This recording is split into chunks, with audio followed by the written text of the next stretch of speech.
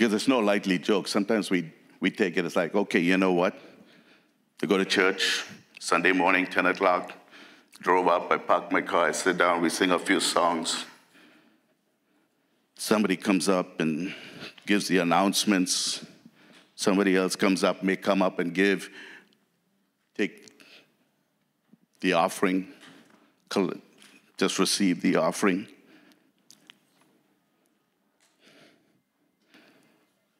And the pastor may get up there after the worship team and does his thing of speaking,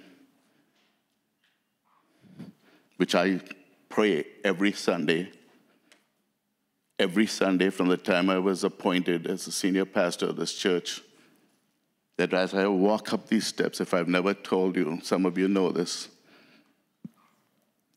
I said, God, I don't know what I'm doing here today. And you're going to have to come through again. Because it's not me. You're going to have to come through again. And he does.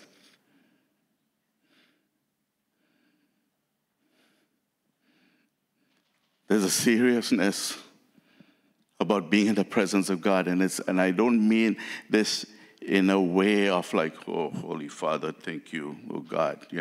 I'm not talking about that. He's a loving God. He wants you to have fun. He wants you to dance before him. He wants you to shout and sing before him. He wants you to lay before him and in reverence before him. The reason he said that King David is a man after my own heart is because David knew how to tap into his presence. That whenever the enemies that were coming after him, whenever King Saul was after him, whenever whoever was after him, and he was struggling, or he was in sin at times, he felt it, he saw it in his life. But he knew, God, you are my refuge. You are my strength. He who dwells in the secret place of the Most High dwells under the shadow of the Almighty. Adonai.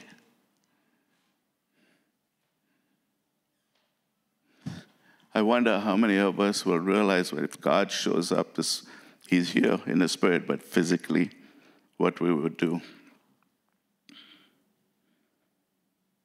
But yet Jesus says, it's to your advantage, my advantage,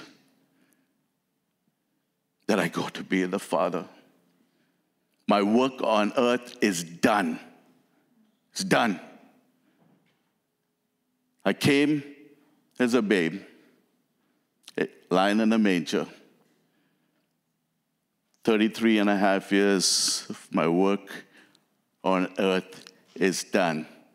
I went to the cross, laid my life down for you and me. He was crucified for our sins and transgressions. He was bruised for our iniquities. It's very appropriately read that God, Holy Spirit, gave that to you, Rick, this morning during the prayer.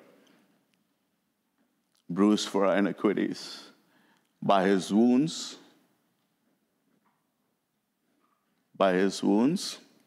come on, church, we are healed.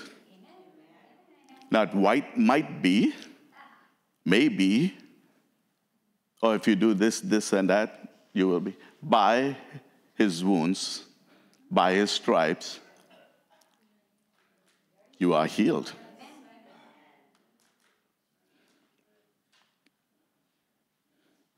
But that was not the end of the story. He was buried. The Bible says that he went down Down where? To Hades. He went down to hell. And he took what? Captivity. He let them free. He liberated all the captives that were held. And he took the keys. What key? We're talking about that this year. From January. I will give you the key of the household of David that was given, that prophetically was spoken of. And Jesus says, I hand you the keys to the kingdom. All power, all authority, I give to you now. What the enemy stole, what the enemy meant for evil, he went down and he took it. And he's given it to you and me. When? When he rose from the dead. The same power, the same Holy Spirit, the same God that the Father raised him up on the third day from the tomb. The tomb is empty. You know, we may go to Israel and see and visit and see the sights and all that stuff, but he's not there. It's empty because he rose from the dead. And he is ascended to the Father and seated at the right hand of God, advocating for you and me right now.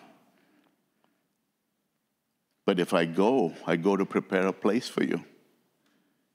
And I said this on Friday, so I don't want you guys to get too, I'm not going to go super into detail, but you know, sometimes our prayers need to be more specific and direct. When we pray, we say, Jesus, would you come and be here with us? He says, no, it's to my advantage that I go to be the Father because I'm preparing a place for you. But when I go, I send you the Holy Spirit. He will lead you, comfort you, and guide you and show you things to come.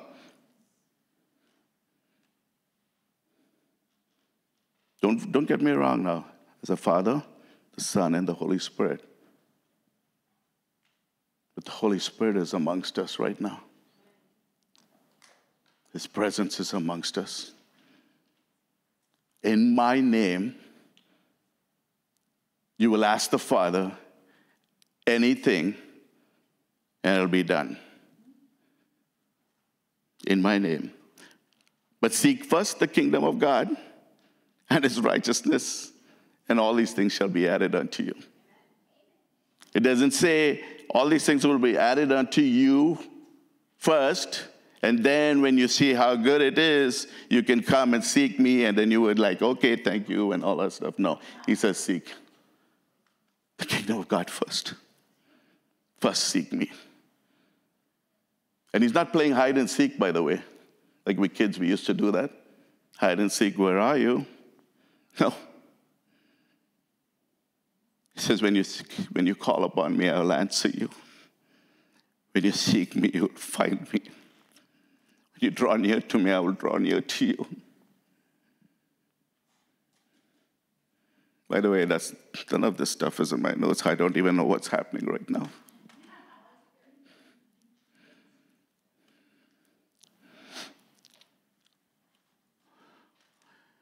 He's looking for you. The Bible says, God's eyes go to and fro, looking for a man and a woman that he can show himself strong. I'm here, Lord. I'm here. Show yourself strong.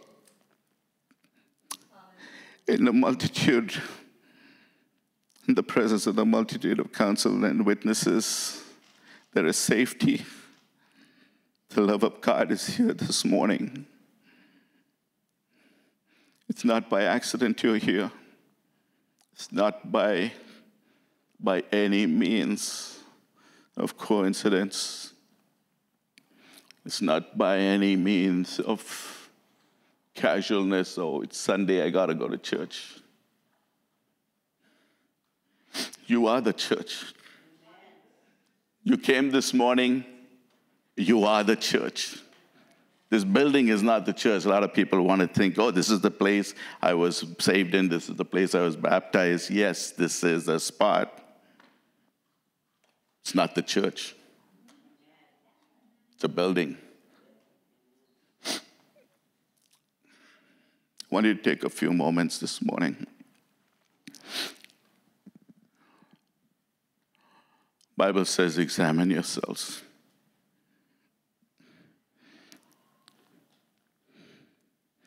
Examine yourselves before you come to the Lord's table.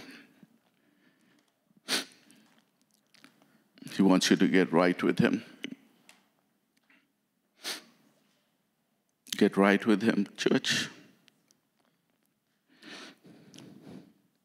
Because I can tell you something, that this past week that the Lord has been speaking to me. And I don't know when, at some point I will speak on this, but you know those letters that were written in the book of Revelations? It's written to the church, the angel of the church. It's the angel of the church. The angel is watching over you. And many of us, I have come before him and repented. Many of us have forgotten our first love. Many of us have forgotten our first love. What's our first love? I'm not talking about the first natural love. I mean, I know Cheryl when she was from little. We grew up together. She's the love of my life, and I married her high school. Straight up, we grew together, did things together.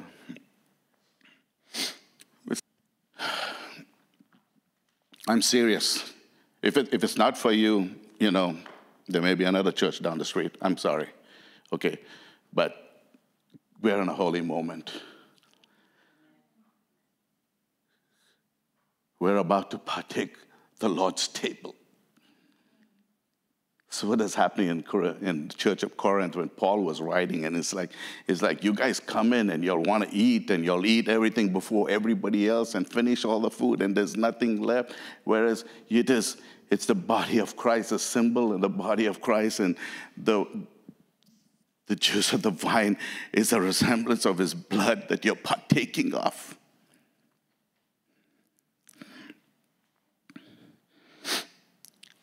You know,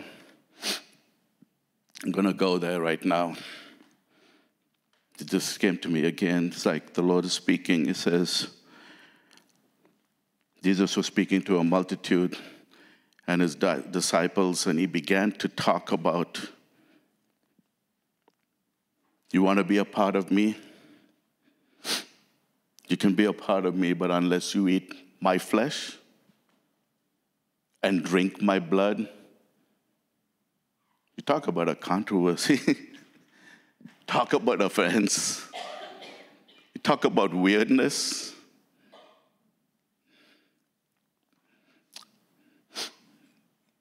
Jesus talked about it. You have no part of me. You have no part of me. Not my words, Jesus' words. That's why he says, examine yourself when you come before the Lord. And I'm saying today, there's something that broke in the atmosphere in the presence of worship and through the message that I'm about to bring. Last night, I told some of the people, we're going to do communion after, like I said. Almost did something.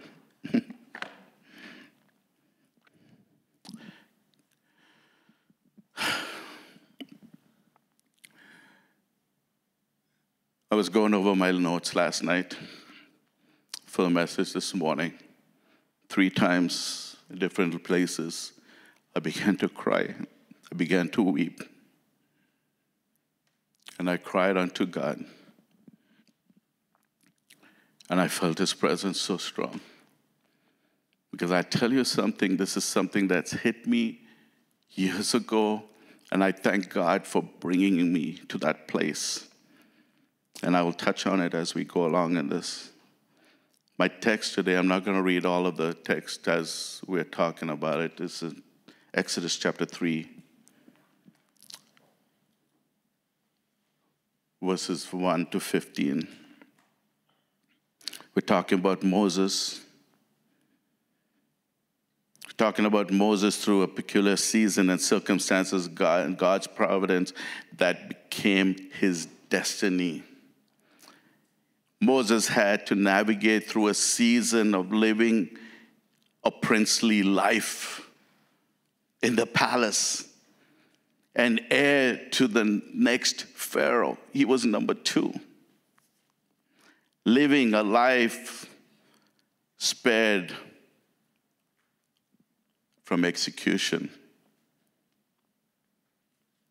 when he murdered an Egyptian. I believe that was by God's divine power, but was exiled because God had a plan for his life to deliver the children of Israel. How does one handle that? Think about it. You're right there in the palace. At one moment, you're the second person and heir through the throne of Pharaoh, and all of a sudden, he gets the zeal that is in him. And God's speaking to him, and he sees the children of Israel in slavery and misery, abused. And he feels it's like, okay, this is the place, I need to do something about it. And then he loses it. The flesh takes over and he kills the Egyptian. Rightfully so, he should have been executed. God's plans is irrevocable, church. God has a plan for you. Irrevocable. The plan of God was that he would someday deliver the children of Israel from slavery. How would you handle these things, if something like that came about? Some people seem to manage to navigate with a reasonable degree, in their lives of success in social life, in places of work, control. And they don't push against certain things when some things come against them. And they say, I'm just going to get it done no matter what. If my boss is being mean, if my boss is pressurizing me to do something, I'm just here, just get it done. Some of them are able to navigate through that. There are others that just may snap. Recently, I was talking to a young girl, and she snapped about a month ago and left her job.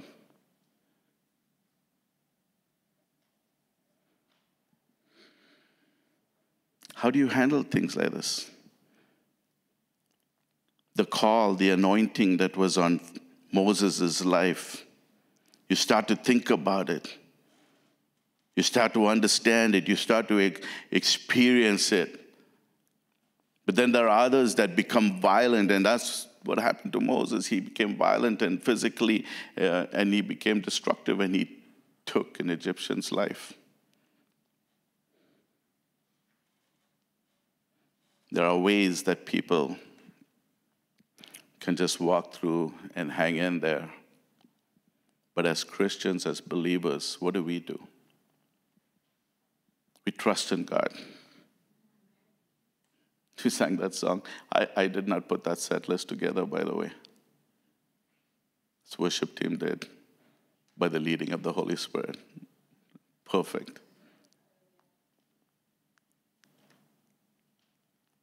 There are ways that people handle things and they go about, but here Moses, called of God, exiled in the wilderness, roaming with nomads, the Midianites, finds somebody that he likes and marries her from, what's that saying? They say from a jack to a king, right? From a jack to a king, or king to a jack. It's like, he was just an ordinary guy from a baby, and then he's in the palace, and now he's back down in the wilderness. Nothing else. I wonder what he is thinking and going through in his mind and understanding. It says, oh, that palace, that bed, the food looks so good. I miss that today. And then his father-in-law is like, what are you doing today? Nothing. Well, take my sheep out. Look after it. Go and take it out to the wilderness. And he's watching over Jethro, his father-in-law's sheep. Just think about it. I was going through this and I started to cry. I'm like, God, he was in the palace, but only to find out that God's plans and purposes in his life is so different. And we may not see it, church, at the time we walk through difficulties, and sometimes the Lord will allow you to walk through. Someone say, oh no, the Lord doesn't give you more than you can handle. He doesn't give you more than you can handle, but you're still walking through it.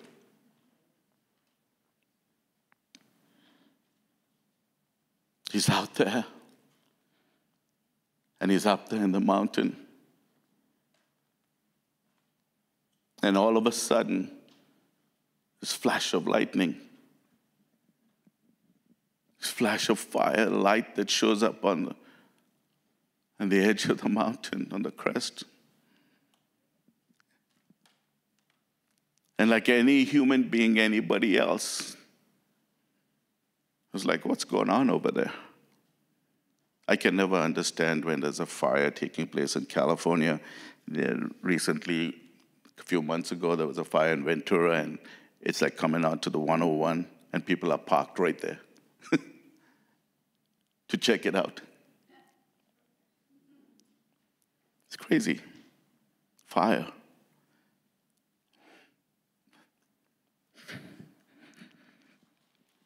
Something was happening, and he did not know what.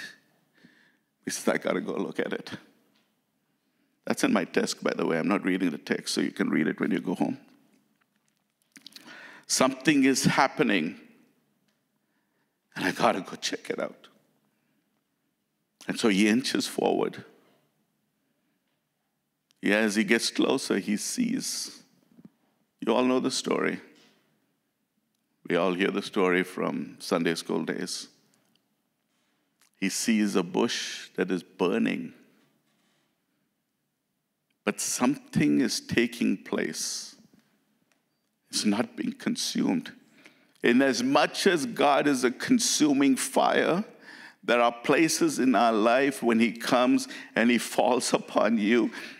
There's a place that you may be on fire for the Lord, but you're not being consumed, church. He may take you through the fire, but you're not being consumed. It may seem like it. You may feel the heat, but you're not being consumed. But as he walked closer, you know the story. He walked up, and then there was a voice from the burning bush. The voice says, Moses, Moses, stop right there.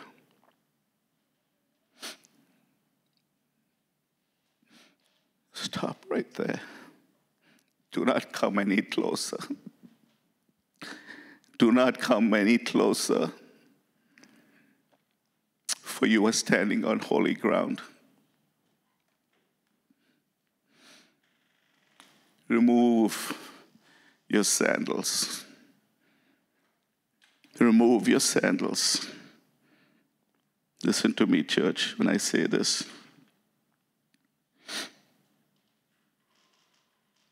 I don't know where I am in my notes, but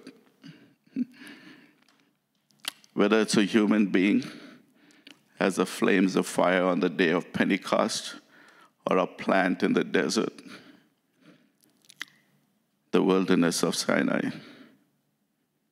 what the presence of God, clothed in fire, with the power of God, when it comes down on you, but does not destroy you, does not destroy it or burn up.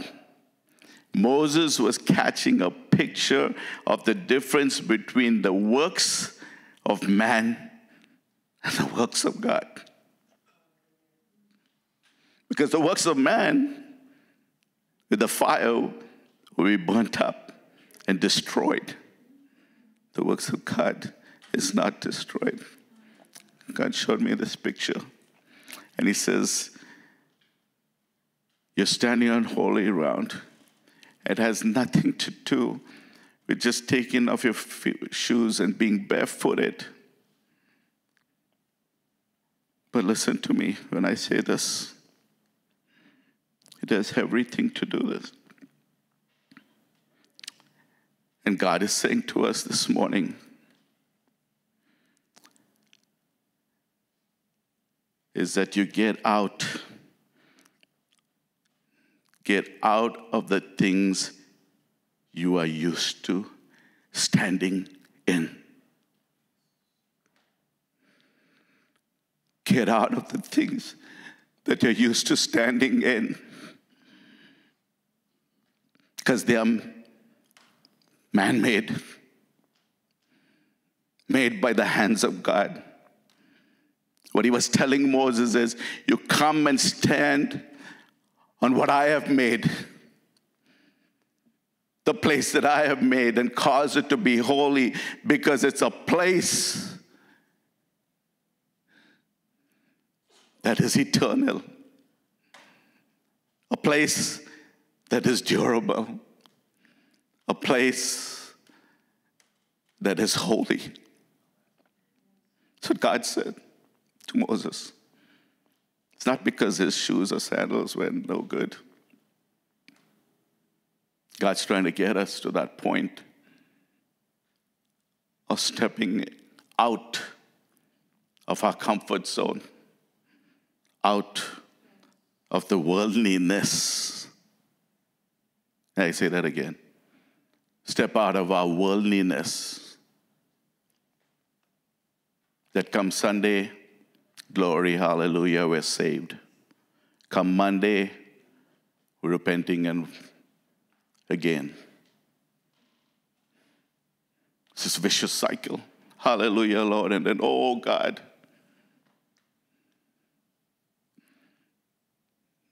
Wants to get you out of that. Somebody should be shouting hallelujah right now. These are the things that man put together that you stand in. They wear out. Every year I got to go buy a new pair of shoes because they wear out. You're doing stuff, and if you're working at the church, and if you're doing stuff for the Lord, and if you begin to burn out, you're doing it in your flesh.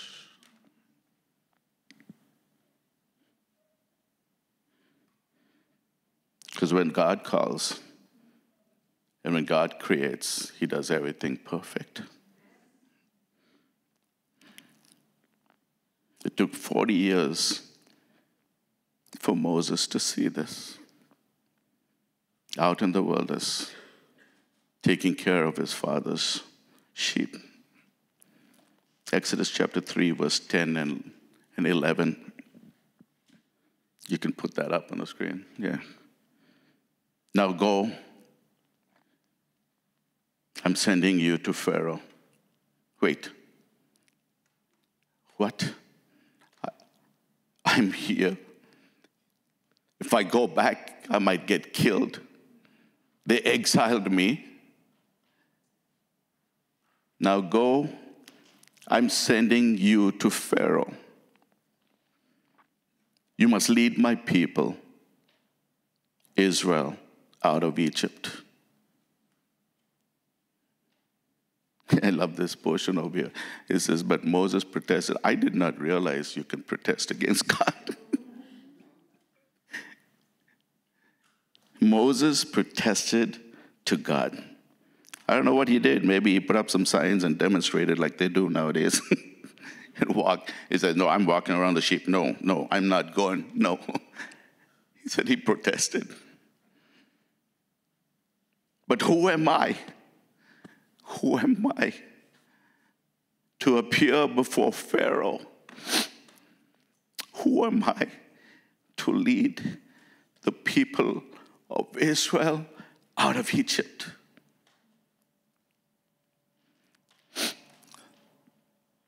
Listen to me, church. Protesting to God does not help us. It just prolongs the journey. You all know my story. When I was in business and the Lord called us out of business, Cheryl's the first one that heard it.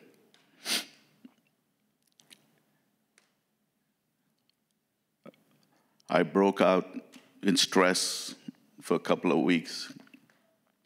But before I surrendered to God, and in 7 weeks, God answered the prayer. Because I told him, I said, okay, let me be the smart one right now. Just like Moses protesting. It's like, God, who am I? You can't do this.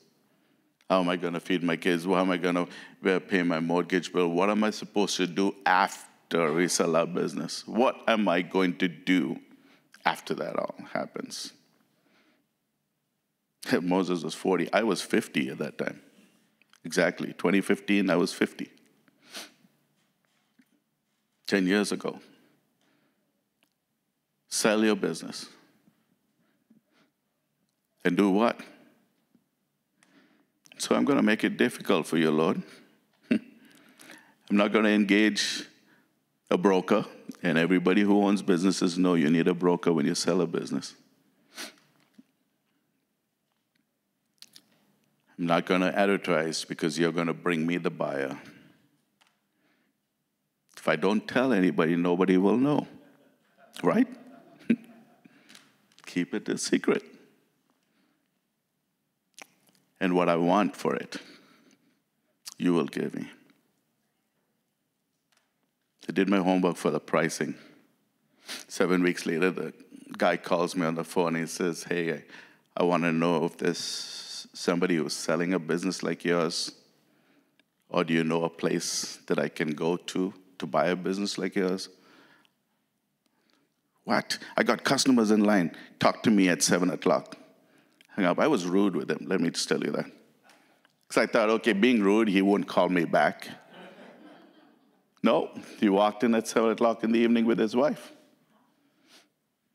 And I said, oh, we're just about closing. He says, no, I talked to you this afternoon about the business. What? How does this happen, Mark? I said, okay, come on in. Many of you all heard that story. We sold the business to him. I called the franchise office and I said, we're selling. And he goes, okay, who's your broker? No broker. The Lord is my broker. Good luck with that. Thank God for the Holy Spirit that worked in and through Cheryl. She dealt with the brokerage stuff. Sacramento, I don't know why on earth, but it was God's will. From Sacramento, you're talking to people in Sacramento, headquarters, state, California State, Assembly Place or whatever it is, the offices. Picks up the phone, talks to Cheryl, tells her what to do, who to talk to right here in Norwalk, and they'll sort it out. God paved the way. And I'm sitting there, I'm like, you're hilarious. because I do not know what I'm going to do after this. Protesting doesn't help. Moses says, go, I'm sending you to Pharaoh. Excuse me, God? They exile me, they're going to kill me? But who am I that I should go to Pharaoh and should lead your children out of Egypt?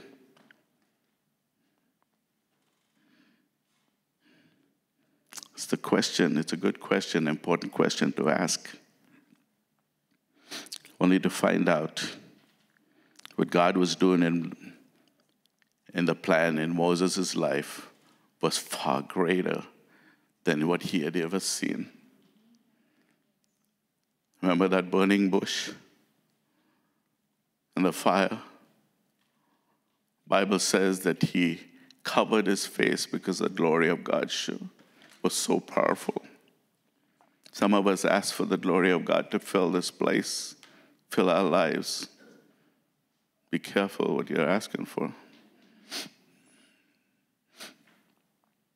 Because when his glory hits, you would not be able to stand. You would not be able to talk. You wouldn't be able to walk. Look what happened to Jacob. When the presence of God left him, he walked away with a limp. If you guys come and walk in here with a limp, I know the glory of God hit you.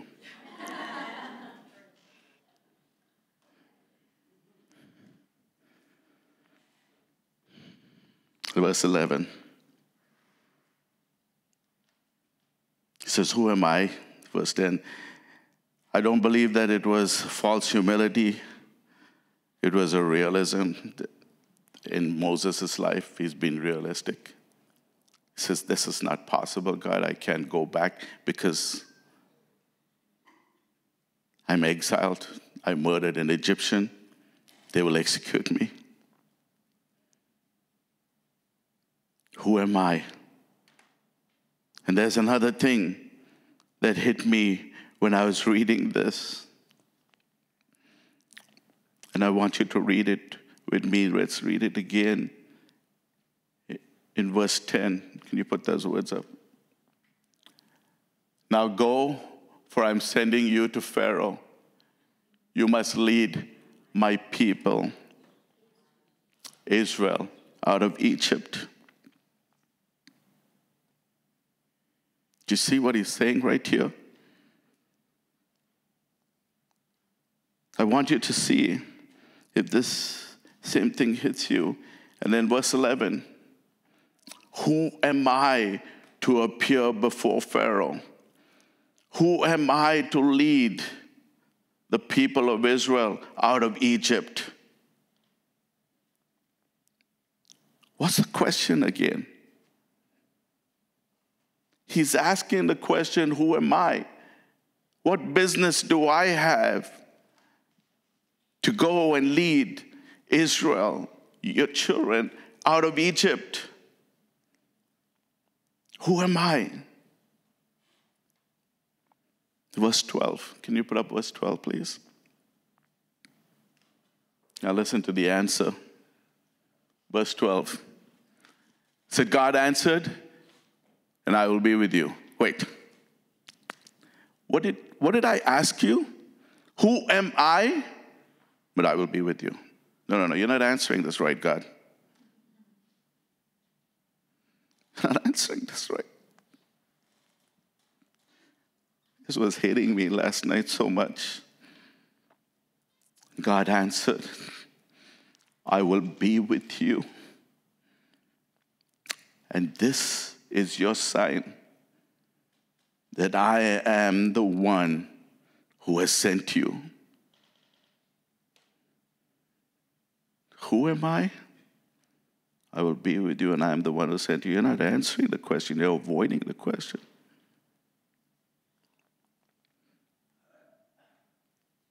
Wait, give me that answer again. And I'm paraphrasing it right now. I'm going to paraphrase it for you so maybe it'll hit you a little bit more. He says, who am I? I will be with you, and I will give you a sign. bring the people to this mountain, to these altars, come on and worship me.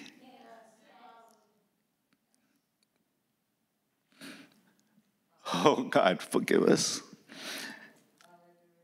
I was seeing that, and I was like, God, in other words, God was saying, do you trust me? You're asking, who am I? But in that moment, I'm telling you, if you would just do what I say, I will be with you. My promises are with you. I will show you a sign.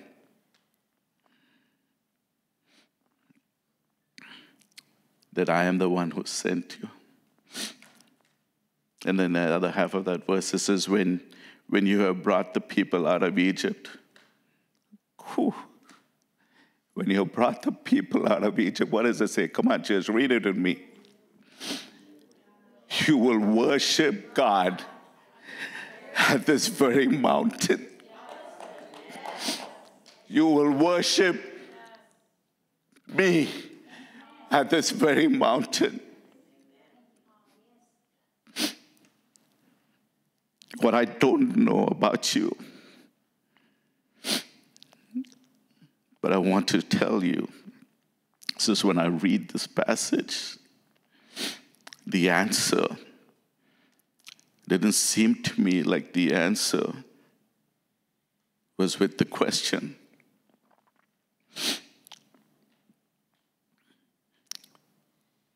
And God says, who am I, you asking? He says, I will be with you. He is the omniscient, the omnipresent, the Almighty God, El Shaddai, Adonai. My grace is sufficient for you, and I will be with you. The very thing that you need to accomplish this project that I have given you will be because of me. And you ask me, who am I? Because none of his experience at Pharaoh's house, none of his abilities, none of my abilities, none of the things that I can think of or do can match or come before the Almighty God. It is when you are submitted to him and when you're surrendered to him completely, he can accomplish that very thing that you need. He's the same God yesterday, today, and forever. He is the Alpha and the Omega. He is the beginning and the end. He knows the end from the beginning. Said, I will be with you. I will never leave you nor forsake you.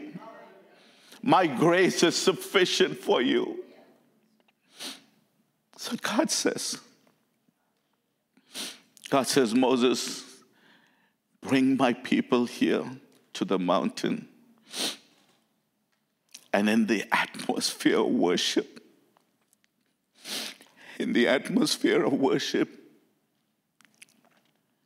they will begin to see me.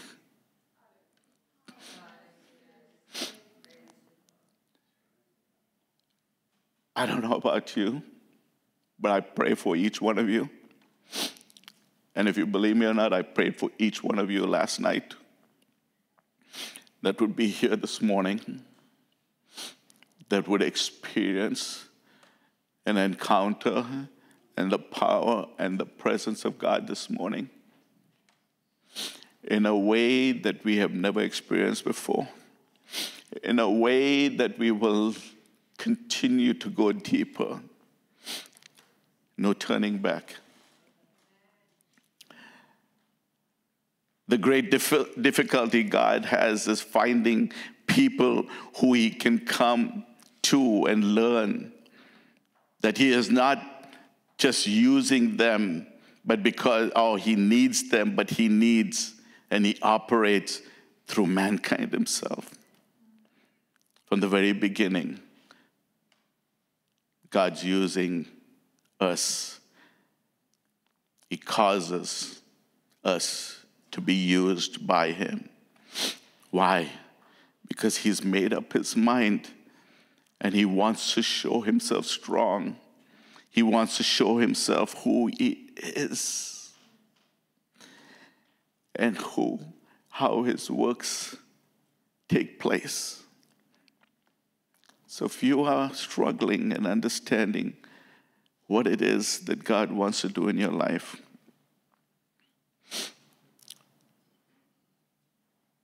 then it is in the presence of his atmosphere, of his worship, coming into his presence. Moses says, "Who am I?" Moses comes to know who he is. In the atmosphere of worship, people discover two things. Should be up there if you're writing these notes. Two things. They discover their identities and they discover their destiny. Moses found his identity not in the palace, but in the desert, in the presence of Almighty God. He discovered his destiny, not to be second in charge and possibly be heir to the throne, but to go back to the place and free the people of God, the task that God gave him, his destiny. The two things that everybody is looking for: identity.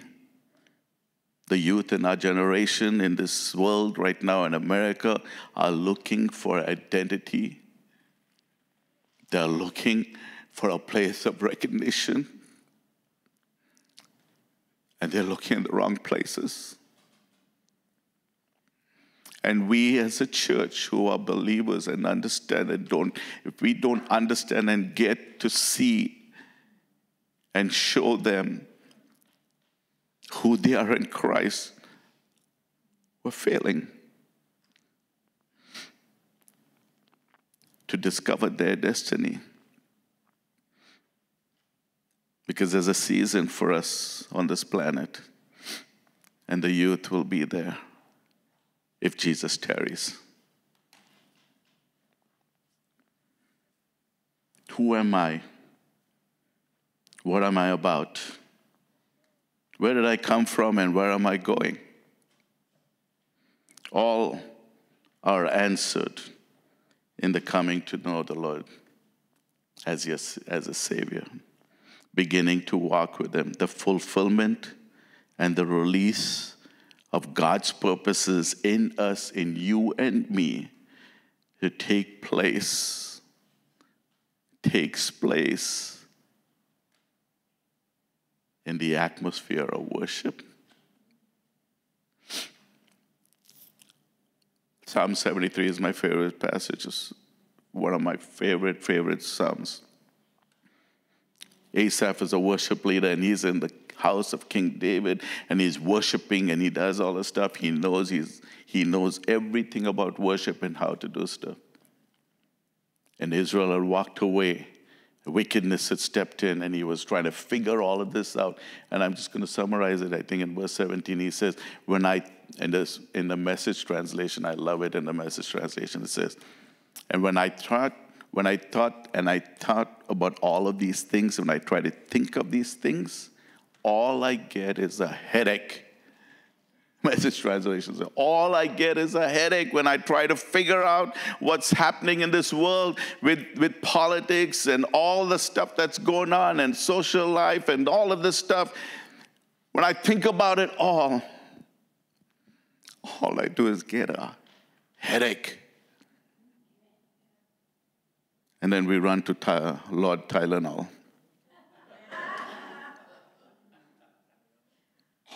serious. And then we say, God, heal me from this headache.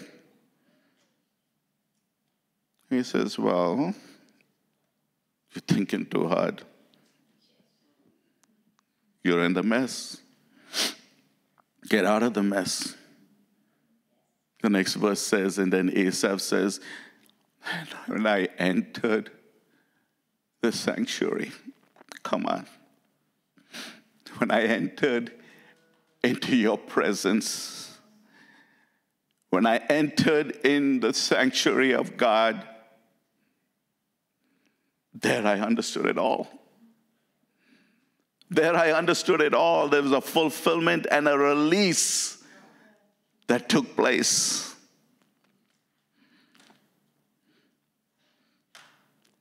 Worship, you might want to write this down. Worship is the key to all release. If you didn't know that, come on, say that with me. Worship is the key to all release. Say it again with deep conviction. Come on. Worship is the key to all release. By release, I mean unlocking of all your creative potential and intended destiny in your life. All the plans of God. You may not even know it sometimes. You may think, okay, I'm just going to bed, waking up in the morning, doing my chores, going to school, or maybe going to a workplace and getting a paycheck, coming home. And we all do that. But he is unlocking all of his goodness in your life. That's what happened in Moses. That's what happened to Moses in his life, in a place of worship. Because what happened, and you think, and give me a few more minutes and I'm wrapping it up here right now, it's like Moses began to understand the creativity of God by what? He was a stammering shepherd. Remember? He was running. He was in the wilderness as a stammering shepherd. All the creativity of God. This same Moses would go what? Write songs, write books, the Torah would be there in the very presence of God and all the manifestations taking place in the presence, to the extent of even the trust that God gave him to build the tent of meeting place, the tabernacle of God, where his presence would come and reign. That Moses? Who am I? Who am I? It's that Moses. Place of worship. Place of called. Discovers his identity and destiny. He became a freedom leader, liberator, emancipator, that deliverer.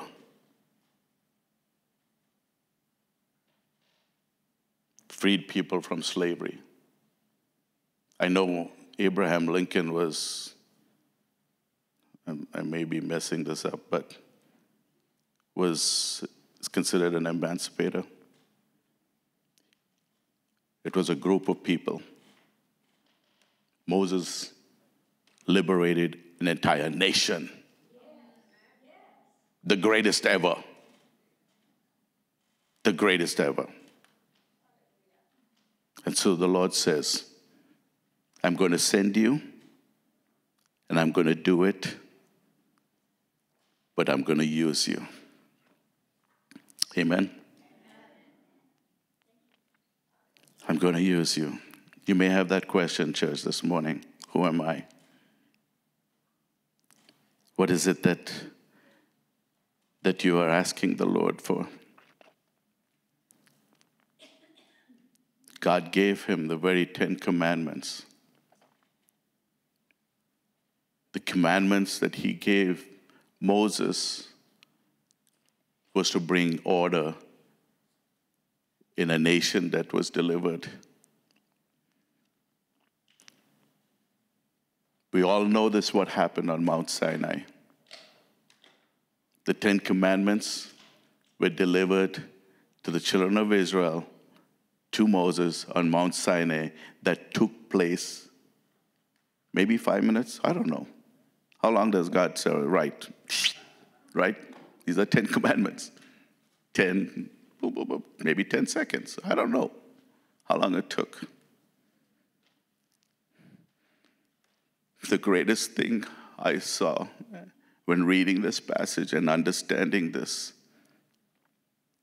the children of Israel were brought to Mount Sinai and they worshiped God between 11 to 15 months at Mount Sinai. Yes, the 10 Commandments were issued at Mount Sinai. It's a great thing. And I'm not diminishing what happened over there. But the greatest experience that they learned to know who their God was at Mount Sinai. Learned how to worship him. The foundation of all living is in the foundation stone of worship. Bring my people to the mountain that they may worship me. The worship team comes up.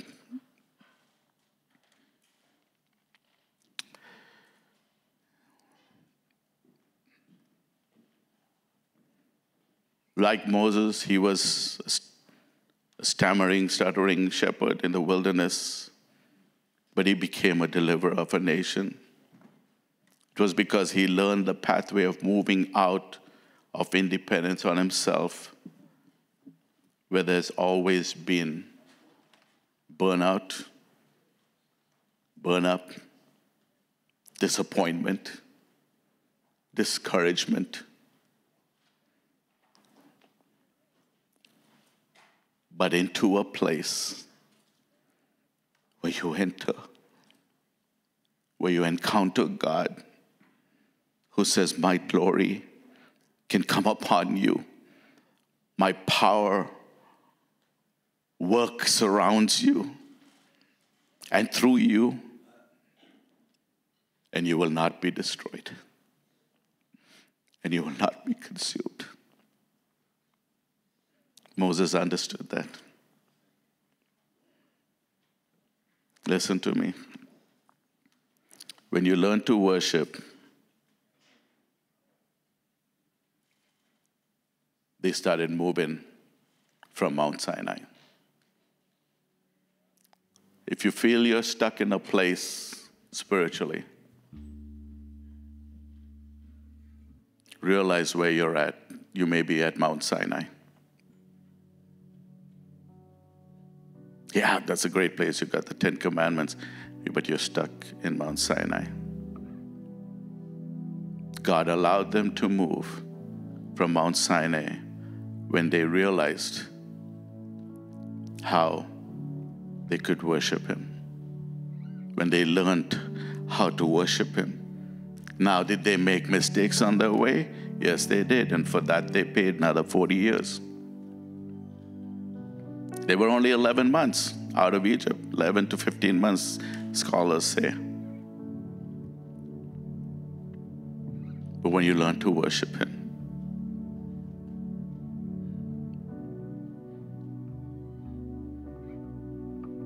I want every head bowed, every eye closed this morning.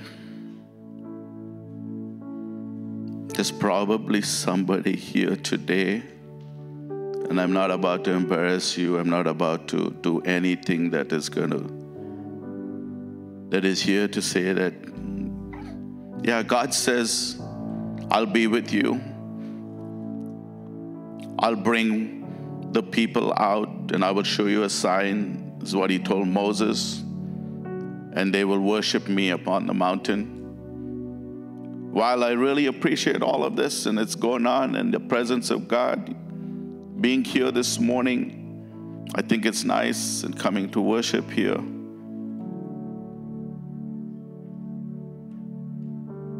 But God, who am I? Who am I? The answer was not in the question, but God answered it very directly to Moses. And the answer to the question,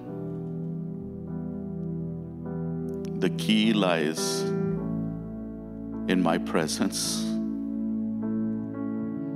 If you feel trapped and you feel locked in, it says the key lies in my presence and in my promises that you will bring me your worship, that I might show myself to you. That's what God meant by that. And I'll show you a sign. I will show myself to you. The heart of this whole message and this passage in Exodus is talking about the very heart of getting to the foundation of knowing how God works in everything, whether it's in your personal life, whether it is in church, whether it is in mission field, whether it's at your job, that everything is surrounded by being in His presence. The presence of God.